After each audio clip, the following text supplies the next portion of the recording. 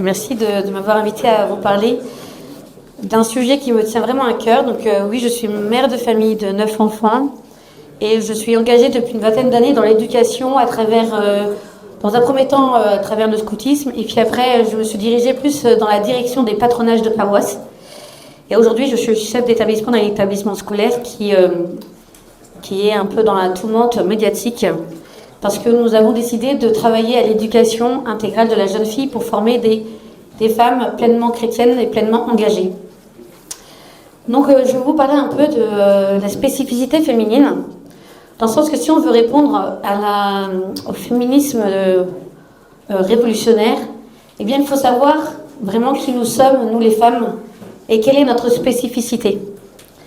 Et donc, pour répondre à notre crise anthropologique actuelle, il est donc important de comprendre qui nous sommes, d'où nous venons et où nous allons.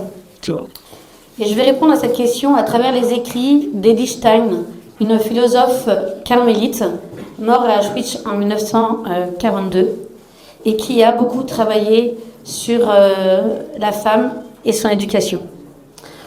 En effet, vous voyez donc bien que nous vivons une époque bouleversante. Les sociétés modernes s'interrogent surtout la vérité, qu'est-ce que la famille, l'éducation, jusqu'à la signification même du mot humain. Nous assistons à ce que l'on pourrait appeler une crise anthropologique, une crise du sens de l'être humain. L'après-guerre, la société de consommation, l'idéologie du progrès technique ont peu à peu arraché aussi la femme à son centre intérieur. On lui a promis liberté, égalité, mais souvent au prix d'une dépossession d'elle-même. Combien de foyers sont morts parce que l'on a arraché à leur cœur la femme, la mère. Aujourd'hui, la famille n'est plus que l'ombre d'elle-même. Mais aujourd'hui, de plus en plus de femmes s'interrogent et sentent confusément au fond d'elles-mêmes que leur féminité, loin d'être un obstacle, est peut-être la clé d'un renouveau humain.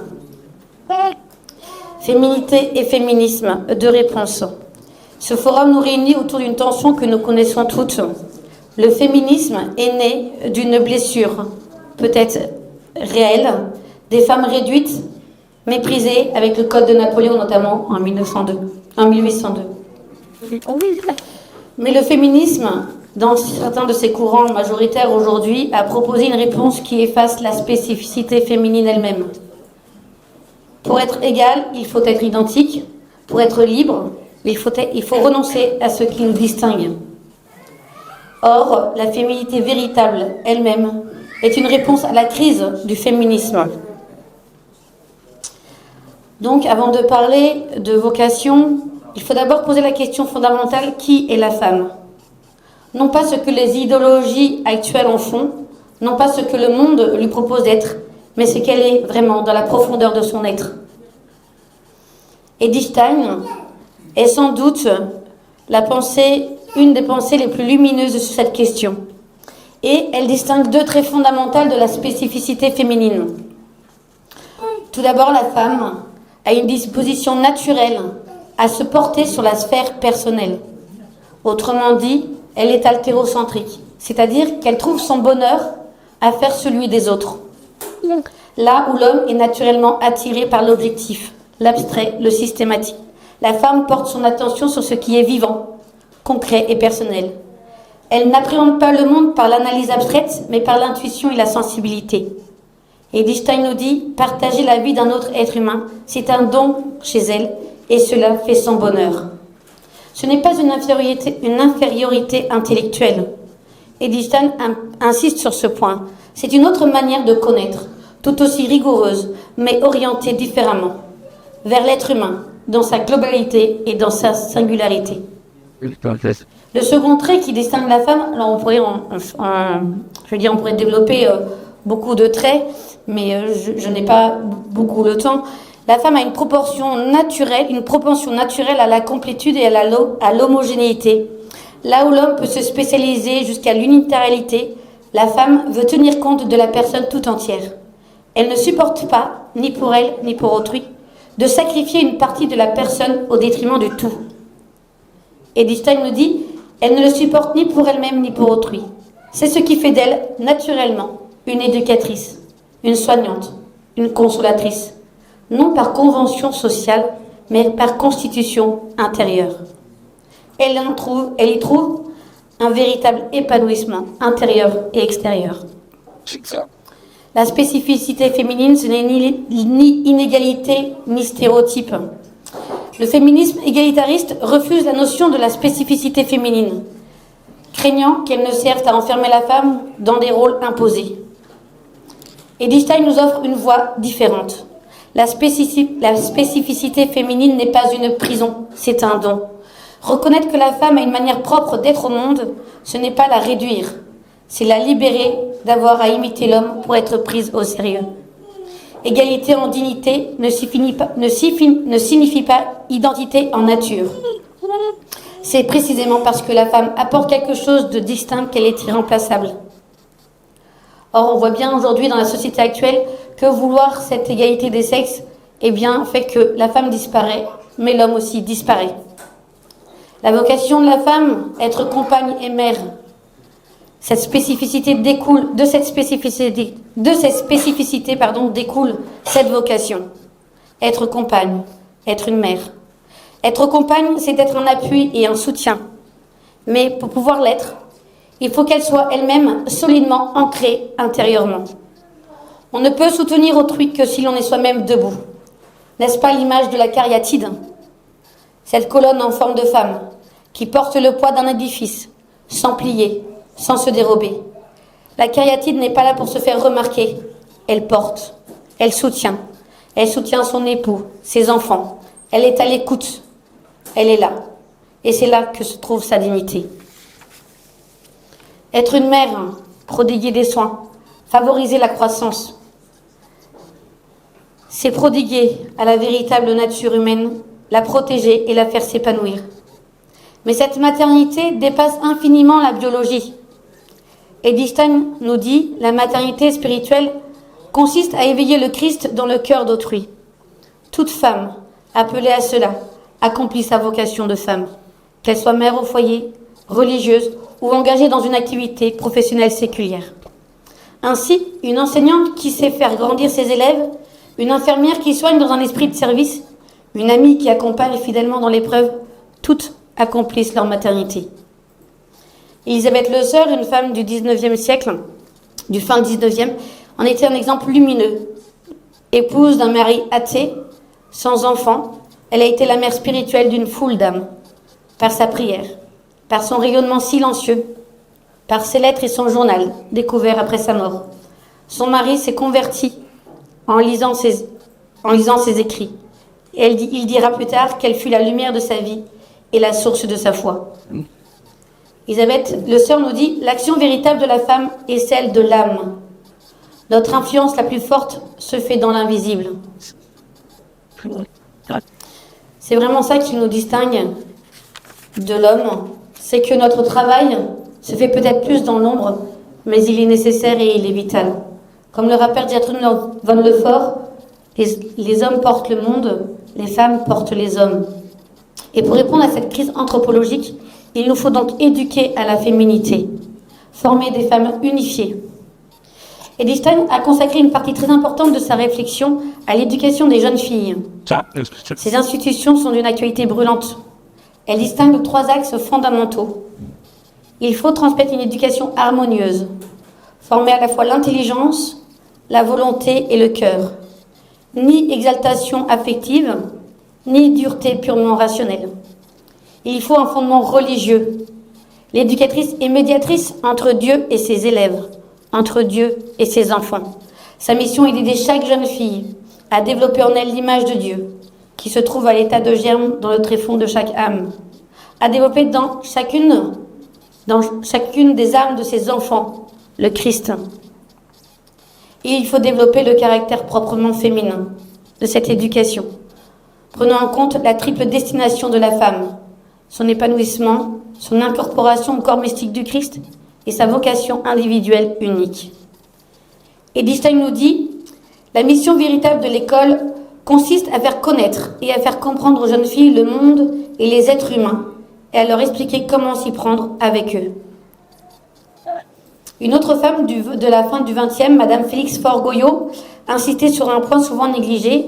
Elle disait: les femmes ont besoin d'une formation intellectuelle solide, non pour rivaliser avec les hommes, mais pour être capables de discerner, de résister aux erreurs et de transmettre avec compétence.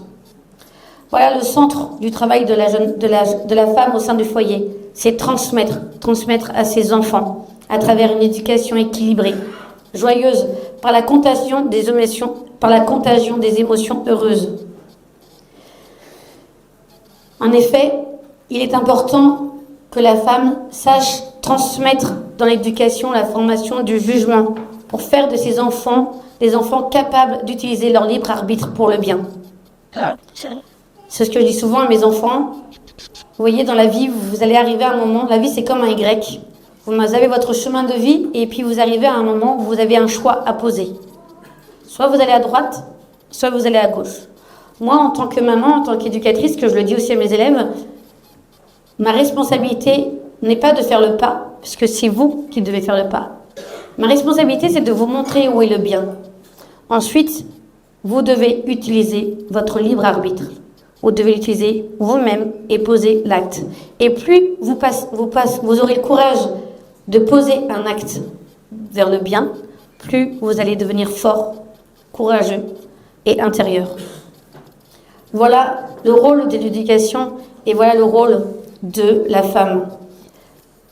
La femme, elle est là aussi pour la vie du peuple. Edith Stein ne se cantonne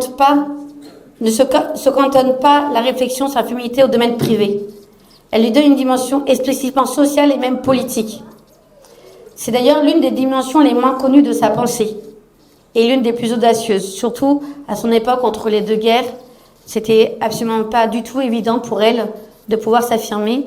Elle s'est beaucoup battue pour pouvoir ouvrir l'université aux femmes. Elle dit que les femmes doivent considérer comme une obligation leur prise de part aux décisions politiques. Mais ce n'est pas pour imiter les hommes dans leur combat, c'est pour y introduire leur être spécifique. Elle nous dit: il incombe aux femmes de laisser l'être divin œuvrer en elles, de telle manière que leurs valeurs spécifiques puissent porter ses fruits pour le peuple tout entier. Tant vaut la femme, tant vaut le foyer. Tant vaut le foyer, tant vaut la nation. Elisabeth Le Sœur avait cette intuition aussi que la femme croyante est un ferment discret, mais puissant dans le corps social. Elle n'a pas besoin d'être visible pour être efficace. Elle agit par rayonnement, par présence, par prière. Elle nous dit: c'est dans nos foyers chrétiens que doit se refaire l'âme de la France. Tout ce que je viens de vous dénoncer, tout cela risque de rester théorique si l'on ne recherche pas la source. La source, c'est la vie sacramentelle, la vie eucharistique, la vie intérieure. Ce n'est pas une conclusion pieuse ajoutée à la fin de l'argument, c'est le cœur de toute pensée. Effectivement, Edith Stein nous dit: la valeur spécifique de la femme consiste, pour l'essentiel, dans sa réceptivité particulière à l'action de Dieu dans son âme. Et elle arrive à s'épanouir dans sa pureté lorsque nous nous en remettons à son action, avec une entière confiance et sans aucune résistance. On ne peut intervenir qu'en fréquentant quotidiennement et intimement le Sauveur dans le tabernacle. Ce n'est pas une invitation au quiétisme ou à la passivité, c'est exactement l'inverse. C'est parce qu'elle est nourrie à cette source que la femme peut être active dans le monde sans se perdre, servante sans s'effacer, forte sans se durcir. Elisabeth Le Sœur la vivait avec une intensité extraordinaire. Sa vie était une contemplation active, profondément intérieure, mais tournée vers les autres, avec une générosité inépuisable. Une joie que je n'aurais pas connue sans vous, mon Dieu, une paix que le monde ne peut ni donner ni ôter. Voilà ce que j'ai reçu. Et parce que je l'ai reçu, je peux le donner. C'est la logique même de la féminité selon Edith Stein. On ne peut donner que ce que l'on a reçu. On ne peut transmettre la vie que si l'on est soi-même vivante. On ne peut conduire vers Dieu que si l'on marche soi-même vers lui. Et Simone Veil, la philosophe, nous disait: il ne peut y avoir de transmission s'il n'y a pas d'enracinement. Enraciné enracinée dans une vie intérieure profonde, mais aussi enracinée aussi dans une nation. En conclusion, redevenons la lumière du monde. Au terme de cette réflexion, je voudrais revenir à la phrase qui nous réunit: comprendre nos spécificités féminines pour répondre à la crise anthropologique. Comprendre, non pas pour théoriser, mais pour vivre. Non pas pour se comparer, mais pour s'épanouir. La crise anthropologique que nous traversons n'est pas une fatalité, elle est un appel. Un appel à retrouver ce que nous sommes au plus profond de nous-mêmes. Un appel à la cohérence entre notre être et notre agir. Edith Stein nous dit que chaque femme est appelée à imiter Marie, non pas à la copier extérieurement, mais à vivre de son esprit intérieur, disponible, féconde, portant le Christ au monde. Elle nous dit: si chaque âme devenait à la ressemblance de la Mère de Dieu, chacune réaliserait alors sa vocation de femme, quelles que soient ses conditions de vie et quelle que soit l'activité remplissant extérieurement sa vie. En effet, les femmes sont une force décisive dans l'histoire des peuples. Nous sommes la mémoire morale de la nation, le cœur vivant de la civilisation. Ce qui sauvera le monde, ce n'est pas la performance ni le combat, c'est la sainteté du quotidien. C'est la mère qui prie en silence pour son foyer. C'est la femme qui œuvre dans le monde tout en gardant un cœur de contemplation. Chacune, docile à sa vocation providentielle, sera à sa manière ce que les Grecs appelaient une cariatide, une colonne vivante qui porte, sans fléchir, la beauté d'un édifice que Dieu lui a confié. Je vous remercie.